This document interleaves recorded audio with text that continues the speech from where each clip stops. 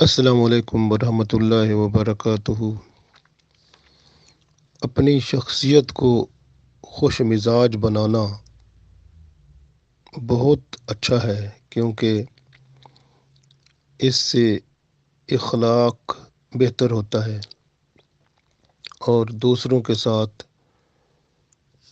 خوش مزاجی سے ملنا محبت پیدا کرتا ہے اور ایک دوسرے کی دل آزاری میں نقصان ہوتا ہے، جس سے ایک دوسرے سے نفرت ہوتی ہے۔ خوش مزاجی اچھی چیز ہے، جبکہ دل آزاری اس کا مخالف ہے۔ دل آزاری ایک دوسرے سے دور کرتی ہے اور خوش مزاجی ایک دوسرے کے قریب کرتی ہے، اور توہین آمیز الفاظ جو ہوتے ہیں وہ دوسرے سے نفرت کا باعث بنتے ہیں، اور جبکہ اچھے الفاظ اور بہتر الفاظ اور الفاظ کے استعمال میں چہرے سے اگر مسکراہٹ اور اچھائی ظاہر ہو تو دوسرے کے دل میں محبت پیدا کر دیتی ہے۔ مزاج اچھا ہونا چاہیے۔ حضرت ابو ہریرہ رضی اللہ تعالیٰ عنہ فرماتے ہیں، صحابہ کرام رضوان اللہ علیہم اجمعین نے رسول اللہ صلی اللہ علیہ وسلم سے عرض کیا کہ یا رسول اللہ صلی اللہ علیہ وسلم، آپ صلی اللہ علیہ وسلم ہم سے مزاح بھی کرتے ہیں؟ آپ صلی اللہ علیہ وسلم نے فرمایا، ہاں، لیکن میں سچی بات ہی کہتا ہوں۔ ترمذی شریف میں یہ حدیث موجود ہے۔ گویا رسول پاک صلی اللہ علیہ وسلم جو ہیں وہ بھی مزاح فرماتے تھے، لیکن شرعی حدود میں، اور گھل مل کر رہنا بہت اچھا ہے کہ ایک دوسرے کے ساتھ بندہ ایسے رہے جیسے ہر بندہ یہ سمجھے کہ ہم سب ایک جیسے ہیں۔ بعض بندے ہوتے ہیں وہ دوسروں کے ساتھ رہتے ہیں تو دوسروں کو شو کرتے ہیں کہ ہم تو بہت بڑی چیز ہیں، اور وہ اگلا بندہ جو ہے اس کو نوکر سے بھی کم درجہ سمجھتا ہے، یعنی دوسروں کو نوکروں سے بھی کم درجے پہ سمجھا جاتا ہے۔ یہ چیز اسلام میں نہیں ہے۔ اسلام میں یہ ہے کہ آپ دوسروں کے سامنے ایسے نظر آئیں، ایسے اپنے آپ کو شو کریں کہ دوسرے یہ سمجھیں کہ ہم سب برابر ہیں۔ حضرت انس رضی اللہ تعالیٰ عنہ فرماتے ہیں، نبی پاک صلی اللہ علیہ وسلم ہم سے گھل مل کر رہا کرتے تھے، یہاں تک کہ میرے چھوٹے بھائی سے کہا، اے عمیر، تیری چڑیا کو کیا ہوا جو تیرے کھیلنے سے مر گئی تھی؟ بخاری شریف میں یہ حدیث موجود ہے۔ گویا گھل مل کر رہنا اور ایک دوسرے میں ایسے معلوم ہو کہ ہم ایک جیسے ہیں، اور دوسرا بندہ کوئی سوال کرنا ہو، کوئی بات کرنا ہو، وہ اس کو مشکل نہ ہو، آسانی سے کر سکے۔ گھل مل کر رہنا اچھا ہے تاکہ ایک دوسرے کو احساس ہو کہ ہم سب ایک ہیں، لیکن اس میں بھی ایک دوسرے کی عزت افزائی ضروری ہے، کیونکہ بندہ ایسی بات نہ کر بیٹھے کہ جس سے دوسرے کی دل آزاری ہو، بلکہ تھوڑا سا مذاق جو ہے اس کی اجازت ہے، لیکن وہ بھی کوشش کرے بندہ کہ شریعت کے اندر ہو۔ حضرت انس رضی اللہ تعالیٰ عنہ فرماتے ہیں، ایک شخص نے نبی پاک صلی اللہ علیہ وسلم سے سواری مانگی۔ آپ صلی اللہ علیہ وسلم نے فرمایا، میں تمہیں سواری کے لیے اونٹنی کا بچہ دوں گا۔ اس نے کہا، یا رسول اللہ صلی اللہ علیہ وسلم،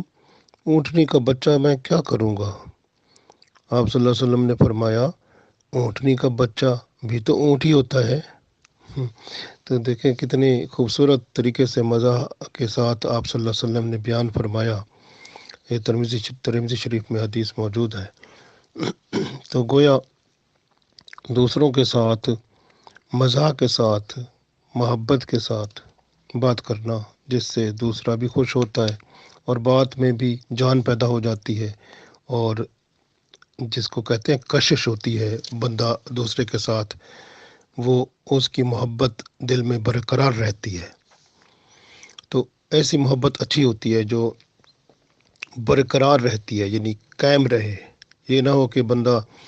بس وہ کسی کی عزت کرے تو اس نظریے سے کہ وہ ڈر کی وجہ سے یا اس کے کسی لالچ کی وجہ سے۔ عزت ہمیشہ جو ہوتی ہے وہ دل سے ہونی چاہیے، اور عزت دل کی وہی ہوتی ہے جو سچائی پر ہوتی ہے۔ نبی پاک صلی اللہ علیہ وسلم بھی آپس میں جب رہتے تھے مسکراتے بھی تھے اور عزت شان سے رہتے تھے۔ حضرت جابر رضی اللہ تعالیٰ عنہ فرماتے ہیں کہ جب سے میں مسلمان ہوا ہوں، نبی پاک صلی اللہ علیہ وسلم نے مجھ کو اپنے پاس آنے سے منع نہیں فرمایا، اور جب آپ صلی اللہ علیہ وسلم مجھ کو دیکھتے تو مسکرا لیتے۔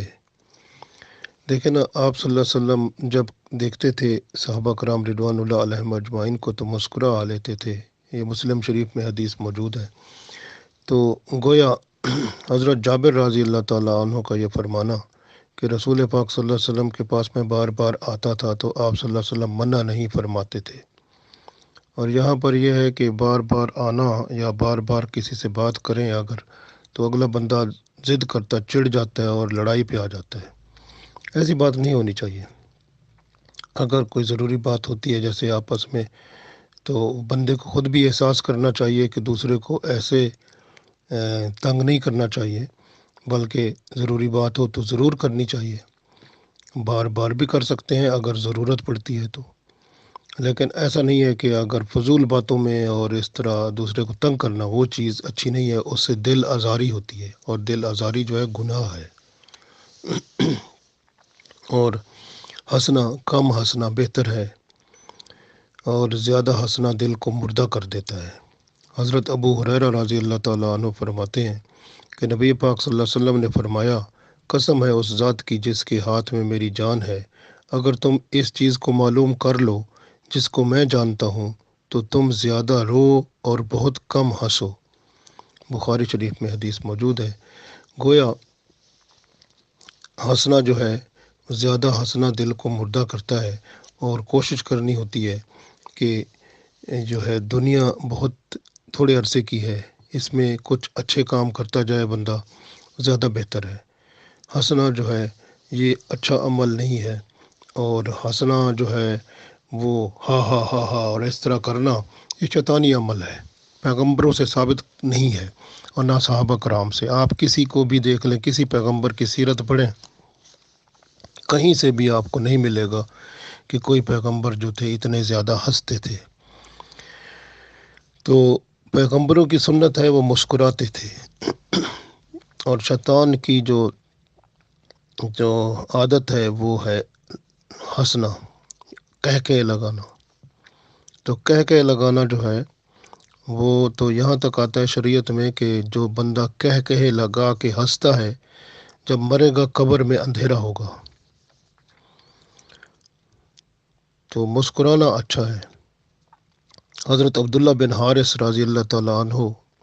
فرماتے ہیں کہ میں نے رسول اللہ صلی اللہ علیہ وسلم سے زیادہ کسی شخص کو مسکراتے نہیں دیکھا۔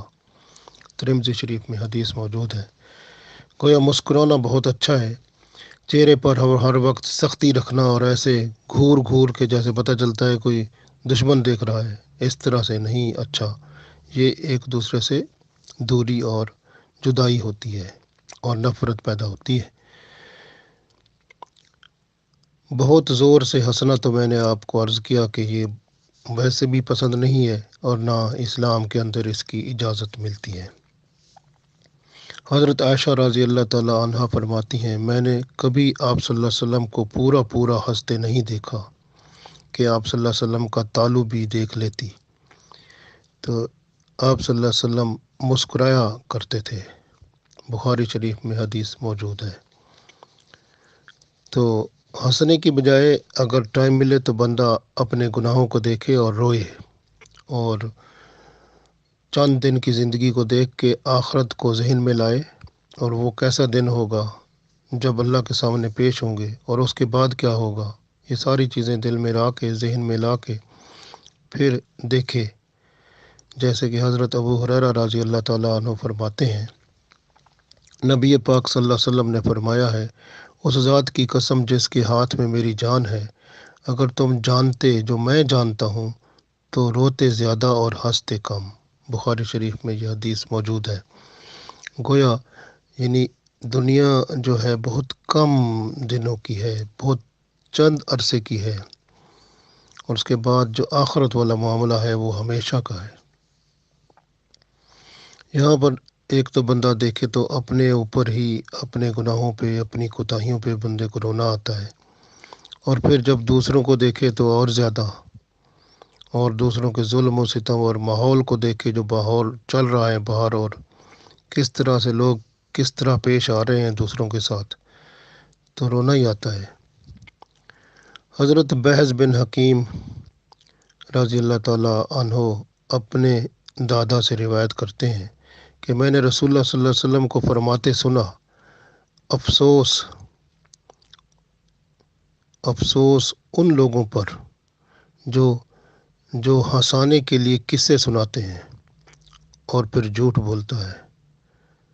افسوس ہے اس پر، افسوس ہے اس پر، افسوس ہے اس پر، 3 دفعہ فرمایا آپ صلی اللہ علیہ وسلم نے۔ ترمذی شریف میں حدیث موجود ہے کہ ایسا بندہ جو دوسروں کو ہنسانے کے لیے وہ قصے کہانیاں سناتا ہے، ادھر ادھر کی مارتا ہے اور پھر ہنساتا ہے، اور وہ ادھر ادھر کی جو مارتا ہے وہ سب جھوٹ ہوتا ہے، اور اصل مقصد کیا ہوتا ہے کہ جو دوسرے کو ہنسانا۔ تو رسول اللہ صلی اللہ علیہ وسلم نے اس پر 3 دفعہ فرمایا، افسوس ہے اس پر، افسوس ہے اس پر، افسوس ہے اس پر۔ آپ دیکھیں نا، اتنے کامیڈی شمیڈی اور یہ ڈرامے اور فلمیں اور اس طرح کی چیزیں، اور لوگوں کو ہنسانے اور اس طرح کی چیزیں بنانے والے کتنے لوگ ہیں آج جو ایسا کام کرتے ہیں۔ تو اللہ کے رسول صلی اللہ علیہ وسلم اس کے بارے میں فرماتے ہیں، افسوس ہے اس پر، افسوس ہے اس پر، افسوس ہے اس پر۔ گویا ایک تو جھوٹ بولتے ہیں، کیونکہ وہ سب سے بڑا جو جھوٹ ہوتا ہے، جھوٹ تو ویسے بھی تمام برائیوں کی جڑ ہے۔ اور دوسری بات یہ ہے کہ وہ دوسروں کو ہنسانے کے لیے جو جھوٹ بولا جاتا ہے، تو وہ جھوٹ کس کو لاتا ہے؟ شیطان کو، کیونکہ جب جھوٹ بولا جاتا ہے تو فرشتے رحمت کے جو ہوتے ہیں وہ تو چلے جاتے ہیں، اور شیطان یہاں آ جاتے ہیں، اور پھر شیطان جو ہے اس وقت سب کے سامنے ہوتے ہیں، اور پھر وہ بندے جو بول رہے ہوتے ہیں، اس کے بعد بات چیت ہوتی ہے، بول چال ہوتا ہے، یہ بے حیائی اور غلط چیزوں کا ہو جاتا ہے، اور سب کا ماحول خراب ہو جاتا ہے۔ تو ایک گناہ ہوتا ہے جو بندے کے ساتھ تعلق رکھتا ہے، ایک گناہ ہوتا ہے جو پھیلتا ہے، یعنی اتنا پھیلتا ہے اپنے سے دوسرے کو بھی لپیٹ لیتا ہے، تیسرے کو بھی، پھر اس گناہ اتنا پھیلتا جاتا ہے دوسروں کو بھی لپیٹتا جاتا ہے۔ یہ بھی اسی طرح کی چیز ہے کہ جب بندہ کوئی بات سناتا ہے دوسروں کو ہنسانے کے لیے، اور وہ بات سچائی پر نہیں ہے، جھوٹ پر مبنی ہے، اور جھوٹ پر مبنی جب وہ بات سناتا ہے تو لوگ اس کو ہنستے ہیں، تو فرشتے رحمت کے چلے جاتے ہیں، تو وہ اس وقت شیطان ہی شیطان ہوتا ہے، اور اس وقت سارے بندے جو بیٹھے ہوتے ہیں، پھر وہ شیطان ہوتا ہے تو ان کے اوپر فرشتے ہوتے ہیں، تو بندے کے ذہن میں، دماغ میں اچھی باتیں ڈالتے ہیں، لیکن اس وقت پھر شیطان آ جاتا ہے تو بندے کے دماغوں میں بری باتیں آتی ہیں، پھر وہ سارا کا سارا جتنے بھی لوگ بیٹھے ہوں گے اس پارٹی میں یا اس محفل میں یا اس جگہ پر، اس سب کے جو الفاظ آئیں گے تو وہ ان سے برائی اور غلطیاں اور گناہ اور پھر اس طرح کی باتیں شروع ہو گئیں۔ تو کس نے شروع کرائیں؟ جس نے جھوٹ بول کے ان کو ہنسایا، ماحول کو خراب کیا، تو اس کے جھوٹ نے سب کو اپنی لپیٹ میں لے لیا، تو سب اس برائی میں شامل ہو گئے، سب کی زبان سے ایسی باتیں فضول نکلنا شروع ہو گئی، اور ایک دوسرے کو وہ باتیں کر رہے ہیں اور سب گناہ کما رہے ہیں۔ مذاق میں کسی کی چیز لینے کی بھی ممانعت ہے۔ آپ دیکھیں نا، اکثر ایسے ہوتا ہے، لوگ کیا کرتے ہیں، مذاق سے دوسرے کی چیز لے لیتے ہیں اور پھر وہ دیتے بھی نہیں ہیں، مذاق مذاق میں جو وہ بڑے بڑے کام کر جاتے ہیں۔ تو رسول پاک صلی اللہ علیہ وسلم اس کے بارے میں کیا فرماتے ہیں؟ حضرت صائب بن یزید رضی اللہ تعالیٰ عنہ اپنے والد سے روایت کرتے ہیں کہ رسول اللہ صلی اللہ علیہ وسلم نے فرمایا کہ تم میں سے کوئی شخص اپنے بھائی کی لاٹھی مذاق میں اس خیال سے نہ لے کہ اس کو رکھ لے گا، جو شخص اپنے بھائی سے لاٹھی لے تو اس کو واپس کر دے۔ ترمذی شریف اور ابو داؤد میں یہ حدیث موجود ہے۔ گویا یہ لاٹھی کی آپ صلی اللہ علیہ وسلم نے ایک مثال دی ہے کہ پہلی تو بات ہے کہ وہ کسی سے، وہ اگر ضرورت نہیں ہے کسی چیز کی تو نہ لے، اگر ضرورت ہے تو ضرورت پوری کر کے واپس کر دے، یہ اس میں تعلیم ہے۔ تو لیکن وہ مذاق سے جو بندے ایسا کرتے ہیں، بعض لوگ ہوتے ہیں مذاق سے دوسروں کو چڑھاتے ہیں، دوسرے کو دیکھتے ہیں کہ چڑھتا بھی ہے، اس کو وہ یعنی ڈسٹرب کرتے ہیں، اس کو تنگ کرتے ہیں، تو اس طرح کا کام گناہ میں ہوتا ہے، دل آزاری میں آتا ہے، اور دوسرے کے دل کو دکھانا تو گویا ایسا بندہ ایسا ہے جس نے اللہ کی مخلوق کے دل کو دکھایا، اس نے اللہ کے دل کو دکھایا، یعنی اتنا زیادہ بات پہنچتی ہے، کیونکہ اگر ایک بندہ جس کے دل کو دکھایا جائے بغیر کسی وجہ کے، یعنی بغیر کسی شرعی وجہ کے اس کے دل کو دکھایا جائے، تو پھر وہ اس طرح ہوتا ہے جس نے اللہ کو دکھ دیا، کیونکہ اللہ کی مخلوق کو جو بندہ بغیر کسی شرعی وجہ کے کوئی تکلیف دیتا ہے، ظلم کرتا ہے، کچھ کرتا ہے، وہ گویا ایسا ہے جس نے اللہ کو تکلیف دی، یہ بہت بڑا گناہ ہے۔ تو اس لیے جو ہے اللہ بندوں سے بہت پیار کرتا ہے، اور اس لیے ہمیں کیا چاہیے کہ اگر ہم کسی کی کوئی چیز لیتے ہیں تو اگر ضرورت ہے، ہمارے پاس چیز موجود نہیں ہے تو پھر ہم لے سکتے ہیں، جس طرح سے سورۃ ماعون میں آتا ہے نا، ماعون سورت جو ہے آرایت الذی یکذب بالدین والی سورت ہے، تو ماعون جو ہے اس کا مطلب بھی ادھار چیز لینا ہے، کسی سے کوئی چیز لے کر پھر اس کو واپس کر دیں، تو ادھار چیزیں یعنی اس کی، تو اس وجہ سے وہ چیز جو ادھار کے طور پر یا بندہ لیتا ہے پھر اس کو استعمال کر کے اس کو واپس کر دیتا ہے، تو یہ ہونا چاہیے۔ لیکن مذاق سے چیز لے کر اس پر قبضہ نہیں کرنا چاہیے، اور نہ ہی مذاق اس صورت میں بندہ کر کے چیز لیتا ہے کہ اگلا بندہ ڈسٹرب ہوتا ہے، تنگ ہوتا ہے، پریشان ہوتا ہے، اس کی دل آزاری ہوتی ہے، تو وہ بندہ گناہ ہی لیتا ہے۔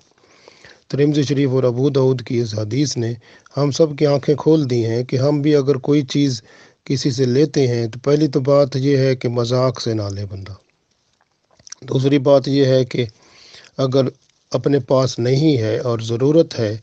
اور اس کے بعد وہ فوراً واپس کر دے بندہ ضرورت پوری کر کے، تو ورنہ اس کو ضرورت نہیں ہے لینے کی، دوسرے کو تنگ کرنے کی ضرورت نہیں ہے، اور یہ گناہ ہوگا، اور گناہ بندے کے پاس ایسا ہوگا جو کہ حقوق العباد میں آئے گا، جب تک کہ دوسرا بندہ معاف نہیں کرے گا تو پھر اللہ ہی معاف نہیں کرے گا۔ ہمیں اپنی زندگی میں بہتری لانی ہے اور ہنسی خوشی سے زندگی گزارنی ہے، دوسروں کے ساتھ ہنسی خوشی سے گزارے بندہ، جب اکیلا بیٹھے تو اپنی غلطی کوتاہیوں کو دیکھے